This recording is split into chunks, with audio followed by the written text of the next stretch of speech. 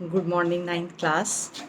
आपके बेटा कबीर का जो पाठ आपको मैंने पढ़ाया है उसमें दो जो पहले दोहे हैं उनका जो वीडियो है वो नहीं बना है क्योंकि वो लाइव क्लास में पढ़ाए थे।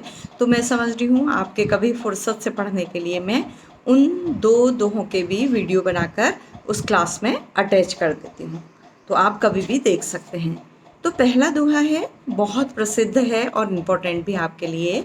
मानसरोवर सुभर जल हंसा केली कराही, मुक्ता फल मुक्ता चुगे अब उड़ी अनंत न जाही। तो इनमें मैं शाब्दिक अर्थ भी बता दे रही हूँ। मानसरोवर कैलाश पर्वत के पास एक बड़ा सा सरोवर जो स्वच्छ जल से भरा रहता है। इसका दूसरा अर्थ है मनुष्य का मन रूपी सरोवर जो ज्ञान और भक्ति के जल से परिपूर्ण रहता है। सुभर का मतलब है अच्छी तरह से भरा हुआ। हंस है पक्षी, और वैसे है दूसरा अर्थ है मनुष्य की जीवात्मा या मनुष्य की आत्मा। और केली क्रीड़ा कराही करता है।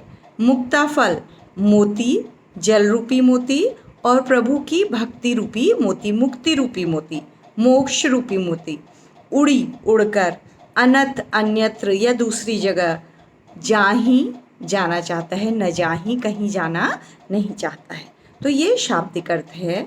तो कवि कह रहे हैं कि मानसरोवर जो नामक सरोवर है वो स्वच्छ जल से परिपूर्ण है, पूरी तरह से भरा हुआ है। उसमें हंस क्रीड़ा करते हुए आनंद उठा रहे हैं, प्रसन्न हो रहे हैं, और मोती रूपी जल को चुन रहे हैं या पी रहे हैं। और अब वो इस सरोवर को छोड़कर और कहीं नहीं जाना चाहते हैं क्योंकि इसी सरोवर की में क्रीड़ा करने में उन्हें आनंद का अनुभव हो रहा है। तो इसका आशय यह है, वास्तविक अर्थ यह है कि जब मनुष्य की आत्मा प्रभु भक्ति में लीन हो जाती है, उसे ज्ञान प्राप्त हो जाता है, तो वह अपने हृदय रूपी भक्ति के सरोवर में, जो सरोवर भक्ति से लबालब भरा हुआ है, उसमें मनुष्य की आत्मा परम आनंद का अनुभव कर रही है और वो संसार से स्वच्छंद हो गई है, मुक्त हो गई है। संसार की कोई कामना उसके मन में नहीं रही है तथा अब वह इस सुख को छोड़कर संसार की ओर या किसी और तरफ नहीं लौटना चाहती है। अर्थात मनुष्य को जब ईश्वर का ज्ञान प्राप्त हो जाता है तो वह इस ज्ञान में इतना तत्पर हो जाता है, इतना डूब जाता है कि वह इसे छोड़कर अन्यत्र नहीं जाना चाहता है। तो बच्चों, ये आपको समझ में आ गया होगा। ये पहला दोहा आपका पूरा हो गया है।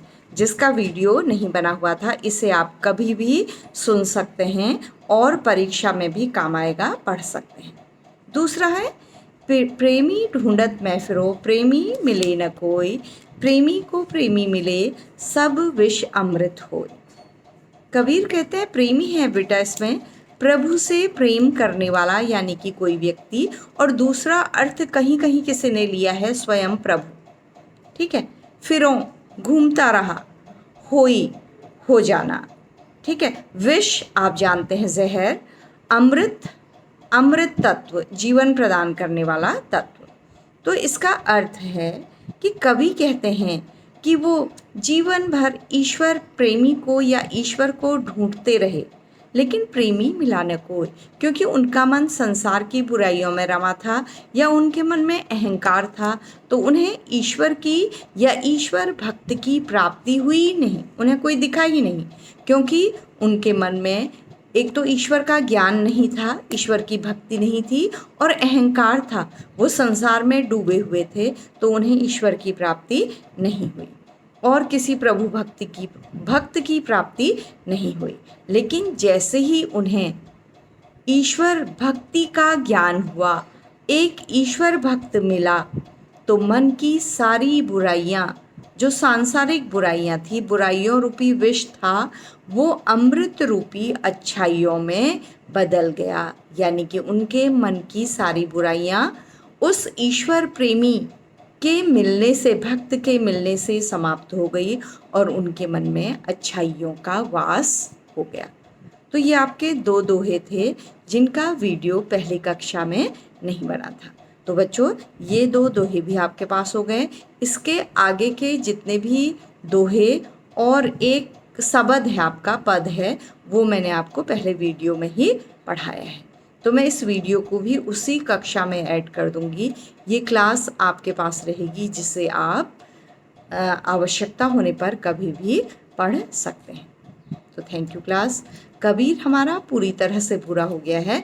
तो जिन बच्चों ने क्लास ज्वाइन नहीं की होगी उन्हें भी इसका फ़ायदा मिल जाएगा। Thank you class.